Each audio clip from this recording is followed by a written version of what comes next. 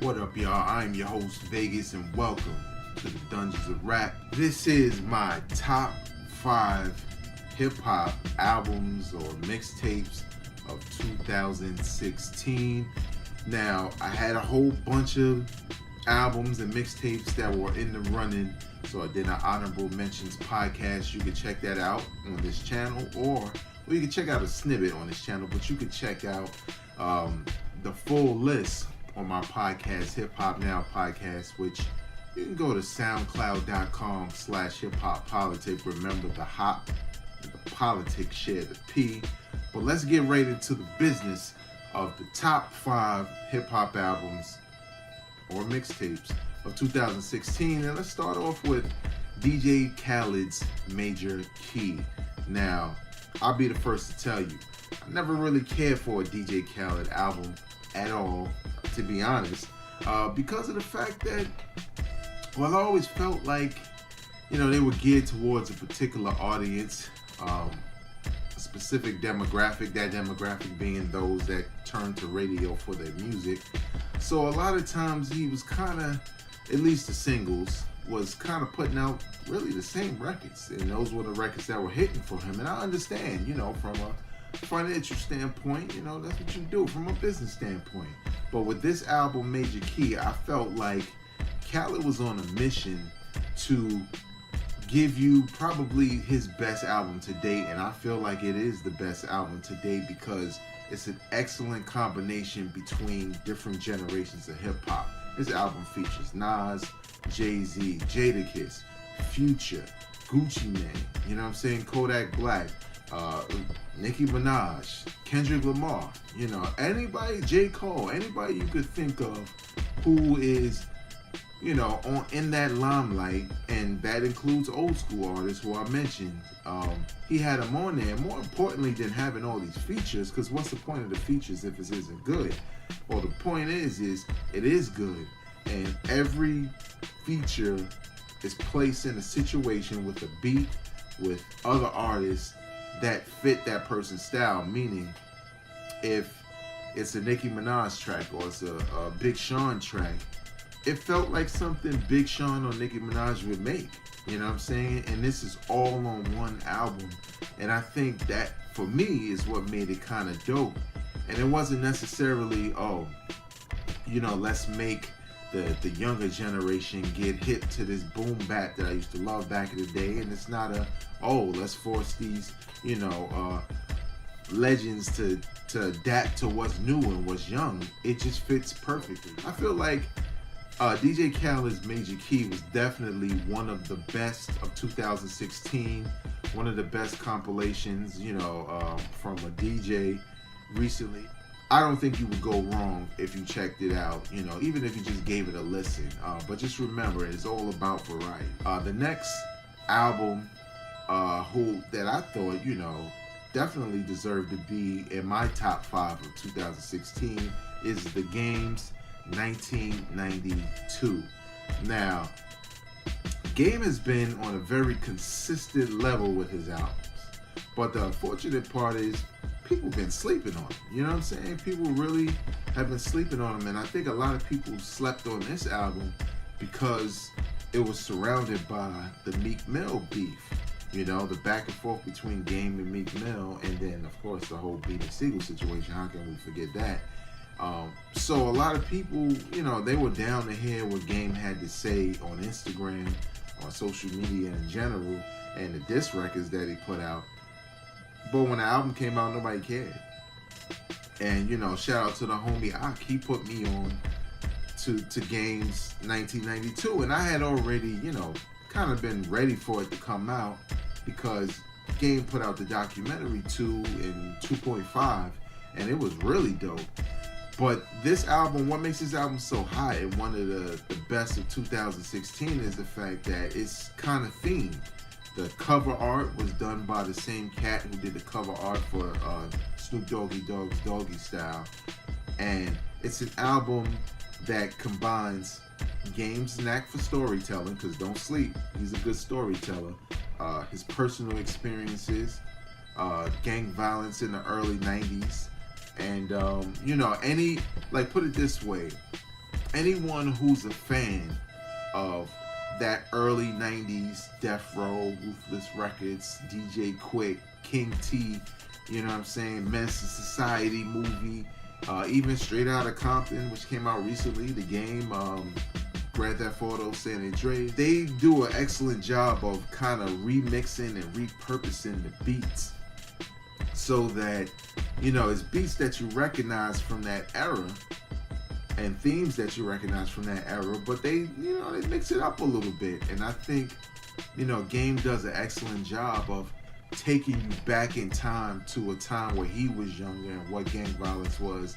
around him and what a struggle it was to, you know, the themes and the moods that came with 1992, including stuff like the O.J. Simpson situation. So I kind of feel like, you know, if you're the type of person who, you know, maybe you've liked Game here and there, maybe you haven't really given an album a chance, and you know, you saw this album and you was like, whatever, man, you know, it's Game, he's name dropping. It's not what you think. It's a really dope album. I think you should check it out.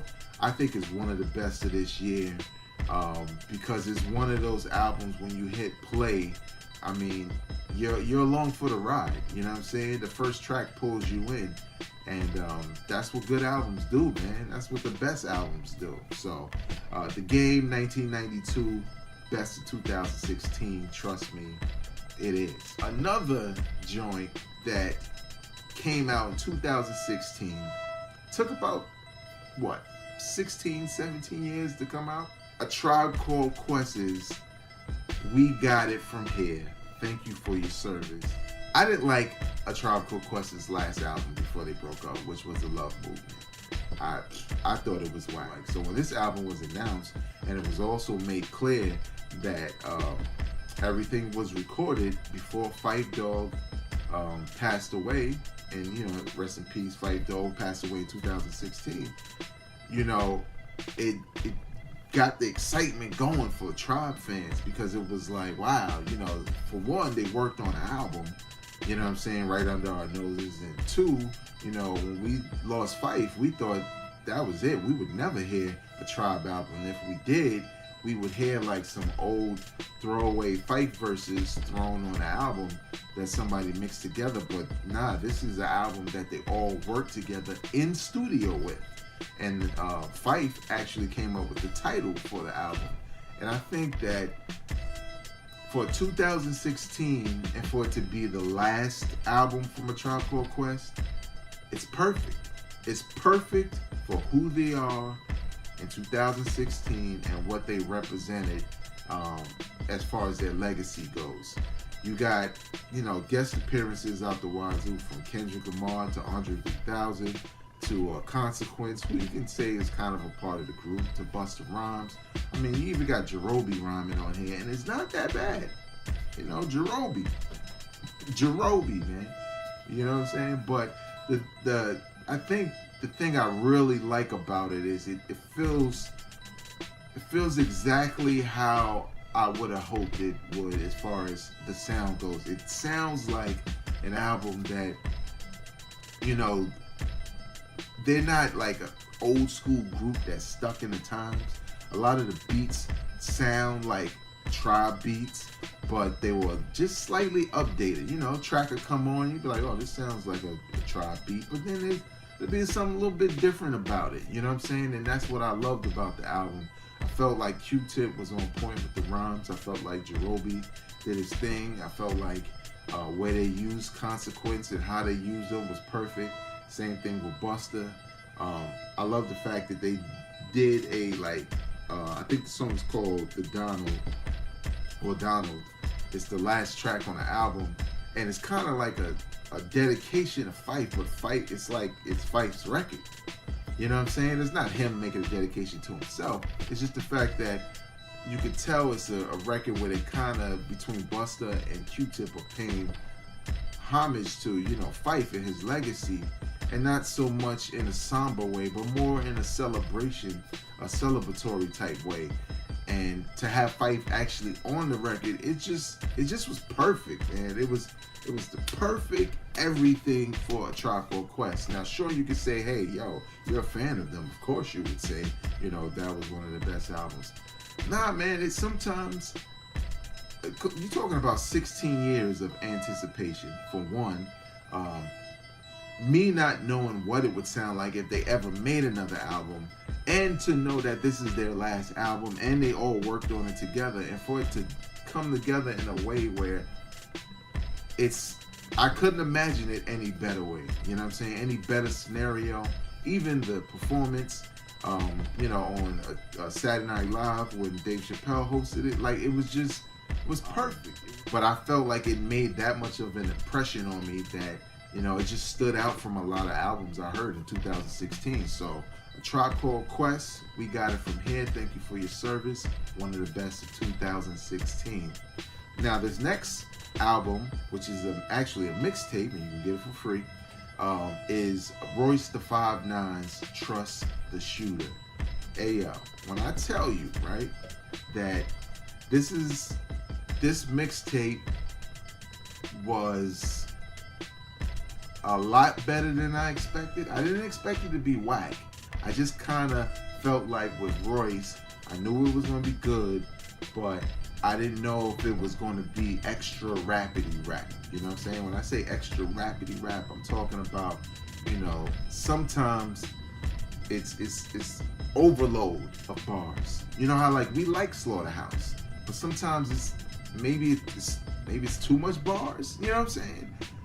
But this felt perfect, you know what I'm saying, for somebody like Royce, because, yo, don't get it twisted. The attack is on every track, but I feel like the beats, what he's saying, when he chooses to spaz, it's all perfect in the timing, and a lot of the cuts, like, you know, the title track, Trust the Shooter, is dope. That's just attack with bars. Rap on steroids. I probably listened to that song like 100 times this year. I want to listen to it now, to be honest. Especially like when I was in the gym, I listened to this mixtape all the time, and, you know, Rap on Steroids is just that. The beat, the energy behind it, the way he's just spitting relentlessly. You know what I'm saying? And it's one of those joints that old heads back in the days was like, you know, rewind that line, because he said so much in that one line. I need to make sure I get it before I move on to the next one. And probably one of the best tracks, which actually appeared on his album that came out later called Layers. The name of the track is Tabernacle, right? And honestly, even though, you know, there's some true blue Royce fans who probably know a whole bunch about him, I didn't.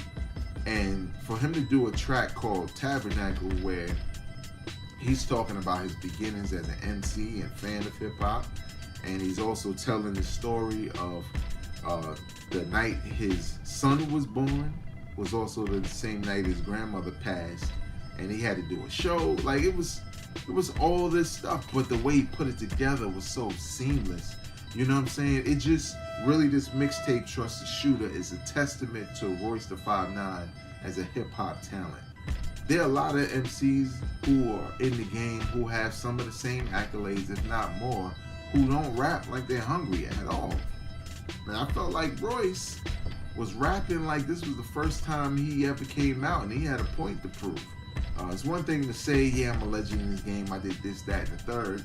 It's another thing to just prove it song after song. So check it out, Royce da 5'9, Trust the Shooter mixtape, one of the best without a doubt of 2016. And the last mixtape album, whatever you want to call it, Chance the Rapper's The Coloring Book. Now, this is in a whole nother category from a lot of the stuff I named. Why? For one, there's a lot of singing on it. And I gave a lot of flack to J. Cole for his last album that he released this year because of the singing. But the difference between why I like Chance the Rapper's version Well, not version, but Chance the Rapper's album that contains a lot of singing from him is he has a very unique voice, and he doesn't sound like a dude who can't sing that's trying to sing. He sounds like a dude that he's had some sort of training. Someone has put him on a path to take advantage of the quality of his voice when he chooses to sing. I don't really know his backstory. All I know is the Coloring Book is a very dope album. Why? It hits on so many levels. For one, with the guidance of Kanye West, this feels like the college dropout days. This feels like the late registration days, the graduation Kanye. You know what I'm saying? As far as how it's put together, the vibe. And it's a very spiritual album. When I say spiritual, I don't mean like it's a Christian rap album and every track is about Jesus. There's some spiritual, religiously spiritual tracks on there. But I feel like everything he says, every song, regardless of what it's about, you really believe what he has to say. You really feel like when he wrote those lyrics, he meant that. When he spit that verse, or he sung that hook, or he sung that verse, you really feel like he meant that. You really feel like how I said, like with Royce, had that one track that I felt like I was meeting him for the first time. That's what this feels like for Chance the Rapper. I've already known about Chance the Rapper for a minute. This mixtape feels like his introduction to the game. This is like me bearing all my stories, all my feelings, all my ups and downs, all my situations with record labels, my situations with my baby mama, with this relationship, with God, all these different themes, and it just all equals into an album or mixtape that is just extremely well put together, well thought out. Honestly, when I heard it, I was like, this is what I thought Life of Pablo was going to be. And, it's not going to be for everybody, because there's some people, regardless, they're just certain, hints of what you hear on the radio all the time from other artists that are here that'll make people tune out. But I'm just telling you that that's not Chance the Rapper. You can't listen to his single on the radio and decide whether or not you want to listen to the album, because it's one of those. Now everybody just will say like, "Yo, a single should stand on its own," and it does. But I don't think listening to a single does this album any justice if you're gonna grade it, because if you don't like a single, you might like it in the context of the album. As soon as you hit play on that joint, the first track, you're in, you hooked in, and you're there until the end. And by the time you come up for air and the album's over, you're kind of like, damn, that was good. That was really good. You know what I'm saying? And that's how I felt. Just to be fair, with all of these albums and mixtapes that I chose, I listened to all of them in heavy rotation throughout the year, and it wasn't I want this to be in my top 5. It earned that spot because I listen to a lot of music, and these were the top 5 albums and mixtapes that I felt really stood out from the rest for me. Now remember, my top 5 could be different from yours, his, hers, whoever's, because it's all subjective. But what I want to know, and you can leave your comments down below, and you can subscribe, but I want to know, what were your top 5 albums, hip-hop albums of 2016? Leave your comments, subscribe. You can follow me on Twitter or Instagram at VegasWorldINC. Check out the blog, hiphoppolitic.com. And until 2017, I am not a critic, I'm a fan. Peace.